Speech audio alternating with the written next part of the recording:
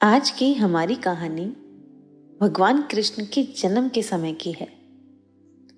भगवान कृष्ण विष्णु भगवान के 8वें अवतार हैं। उनका जन्म द्वापर युग में हुआ था।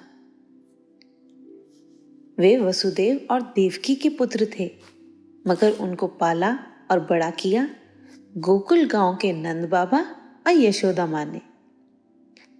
भगवान कृष्ण को गोपाल, कन्हैया, केशव, माधव ऐसे बहुत सारे नामों से भी पूजा जाता है। उनके जन्म से जुड़ी एक कहानी है। आइए सुनते हैं ये कहानी। बहुत समय पहले एक जगह थी मथुरा।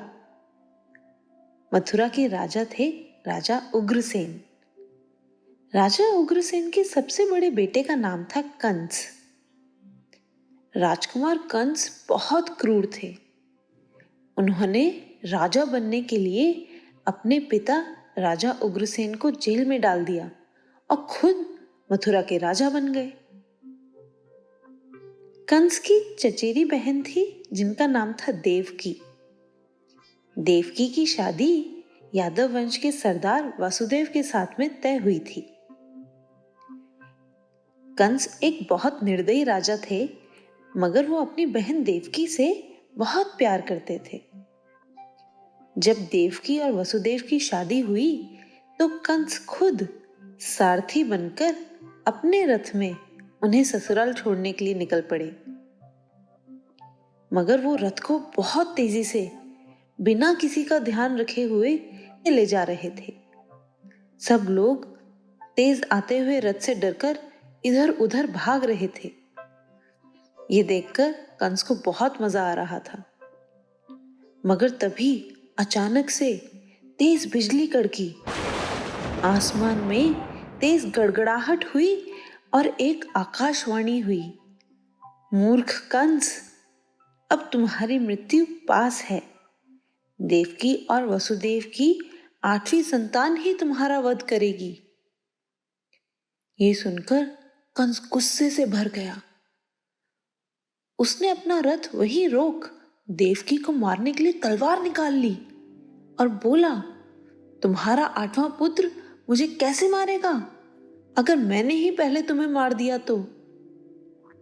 मगर वासुदेव ने उन्हें रोका और समझाया कि उन्हें देवकी से नहीं, देवकी की 8वीं संतान से डर है। बहन को मारने का पाप करना ठीक नहीं है। वसुदेव ने वादा किया कि वो खुद अपनी 8वीं संतान का जन्म होने पर उसे कंस को दे देंगे। कंस ने वासुदेव की बात मान ली और देवकी को नहीं मारा, मगर फिर भी उसने देवकी और वासुदेव को जेल में बंद कर दिया। हर संतान के जन्म होते ही कंस उन्हें ले जाता।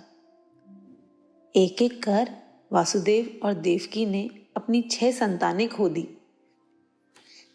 वासुदेव से अब ये नहीं सहा जा रहा था। उन्होंने भगवान से अपनी अगली संतान को बचाने के लिए बहुत प्रार्थना करी। 7वें बच्चे के पैदा होने पर भगवान के चमत्कार से वो बच्चा अपने आप ही गोकुल गांव पहुंच गया। कंस को ये बताया गया कि बच्चा मरा हुआ पैदा हुआ था। कंस को तो बस 8वें पुत्र का इंतजार था, इसलिए उसे ज्यादा फर्क नहीं पड़ा। और फिर समय आया भगवान श्री कृष्ण के जन्म का। रात का समय था। तेज बारिश और कड़कती बिजली से ऐसा लगता था मानो तूफान आने वाला हो। आधी रात को देवकी ने एक सुंदर बालक को जन्म दिया। जन्म के समय पूरी जेल रोशनी से भर गई। अब भगवान विष्णु प्रकट हुए। उन्होंने वासुदेव और देवकी को बताया कि वही देवकी की 8वीं संतान के रूप में आए हैं। उन्होंने वसुदेव से कहा कि वो उन्हें लेकर गोकुल गांव में बसे नंद के घर पर छोड़ आए।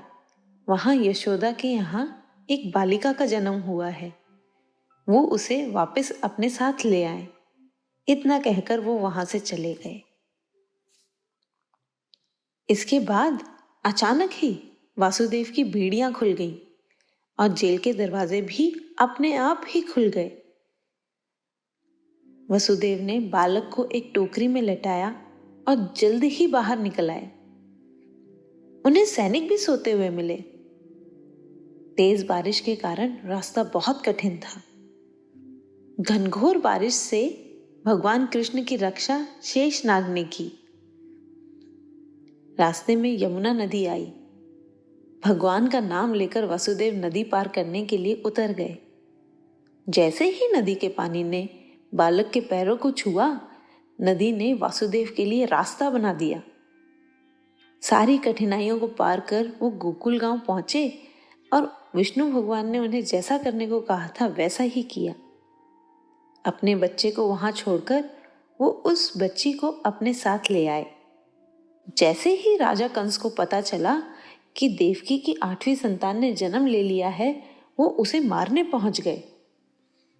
मगर कंस उस छोटी सी बच्ची को मारे उससे पहले ही उसने एक देवी का रूप धारण किया और कंस को बताया कि अब उसकी मृत्यु पास है।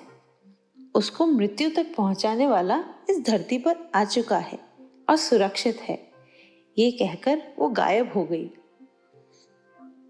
कंस ने कृष्ण को ढूंढकर मारने के लिए कई असुरों और राक्षसों को भेजा, मगर वो ऐसा कर नहीं पाए। ये बात हमें ये सिखाती है कि अच्छाई की हमेशा ही जीत होती है, भले ही बुराई कितनी ही कोशिश कर ले।